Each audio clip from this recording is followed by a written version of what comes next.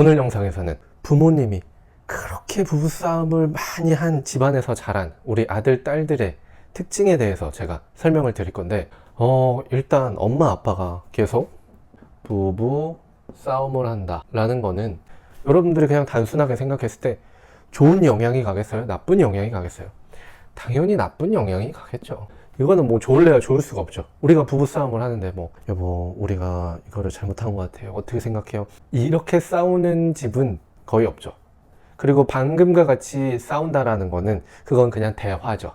조율 이렇게 하는 거고, 맨날 막 말다툼하고 소리 지르고 욱하고 뭐 아빠들이 뭐 이렇게 집어 던지고 엄마도 그걸 잡아서 다시 집어 던지고 뭐 심지어는 이제 몸싸움까지 하는 집까지 굉장히 저는 많이 봤습니다. 현재 상담하고 있는 내담자 중에서도 이제 엄마 아빠가 자주 부부싸움을 해서 아이가 문제가 있는 경우에 이런 상담도 많이 하고 있고요. 그래서 이 부부싸움을 했을 때 우리 아들, 딸들한테 어떤 영향이 갈까라고 했을 때 가장 첫 번째, 아들이고 딸이고 굉장히 불안도가 높아진다 라고 볼 수가 있습니다.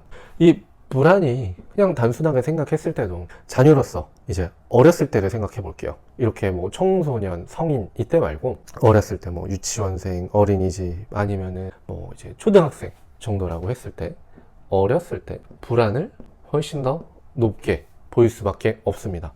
왜냐? 단순하게 내가 물리적으로 뭐 아빠가 물건을 집어던지고 엄마를 때리려고 하는데 말린다고 해볼게요. 유치원 초등학생이 말려봤자 뭘 얼마나 말리겠어요.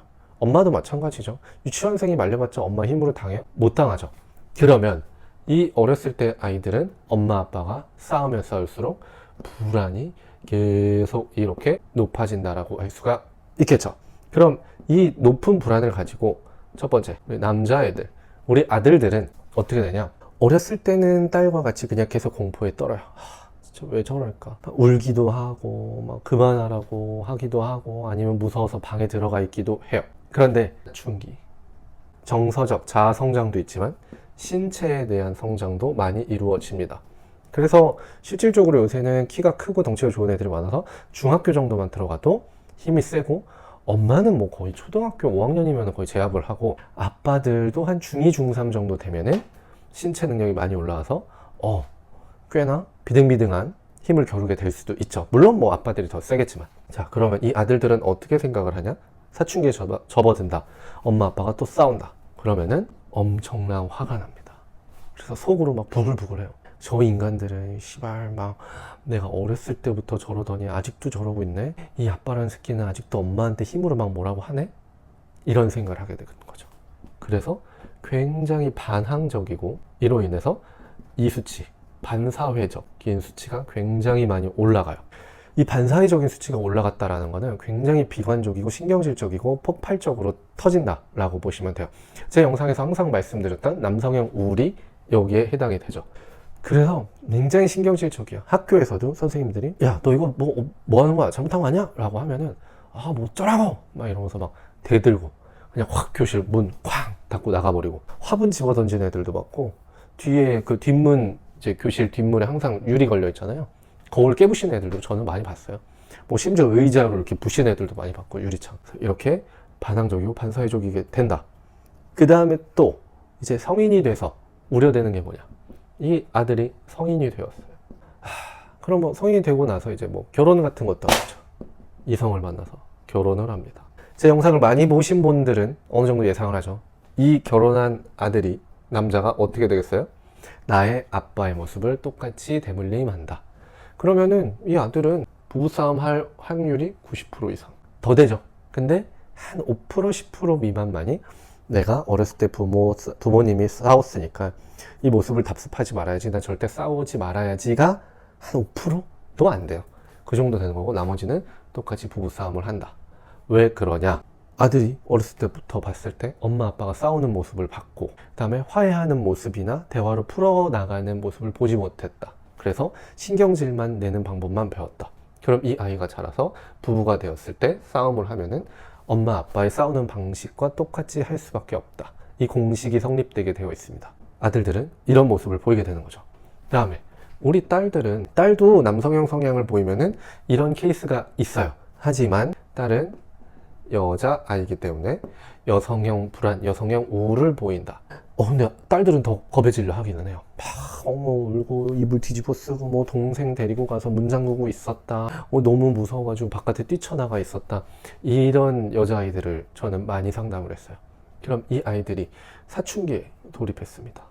근데 얘네가 커봤자 알아요. 내가 물리적으로 어떻게 엄마 아빠를 말려봤자 말릴 수가 없구나를 알게 됩니다. 그럼 이 아이들은 무기력해지고 예민해지고, 부부싸움 많이 했던 집안에서 자란 친구들 보면은 청각적으로 되게 예민해요. 청각 예민도가 많이 올라가고, 저는 청각적 트라우마라고 하는데 이 부분이 굉장히 높죠. 그 다음에 예민에 해당되는 히스테리해지고, 그러니까 결국 이걸 합치면은 우울증에 걸리게 된다라는 뜻이에요. 그러면은 얘네 굉장히 우울해지고 무기력해지고 집에만 오면 긴장되고, 이런 애들이 밖에 나가기도 싫어하고 사람하고 교류하기도 싫어지고 모든 것들이 굉장히 많이 불안해진다. 그래서 여자아이들은 불안장애까지 겪을 가능성이 매우 높게 돼요. 물론 딸 중에서도 남성의 우울을 보인 애들은 집도 나가고 밖에서 술도 마시고 담배도 피고 온갖 이런 반사회적인 행동을 하죠. 근데 또 위험한 거, 아들도 위험하지만 우리 딸들이 이래버려요. 반사회적인 성향을 보여요. 집이 싫어서 나갔어요. 가출을 했네요. 그럼 얘네가 어디 있겠습니까? 성범죄에 많이 노출이 되겠죠. 저는 많이 봤어요.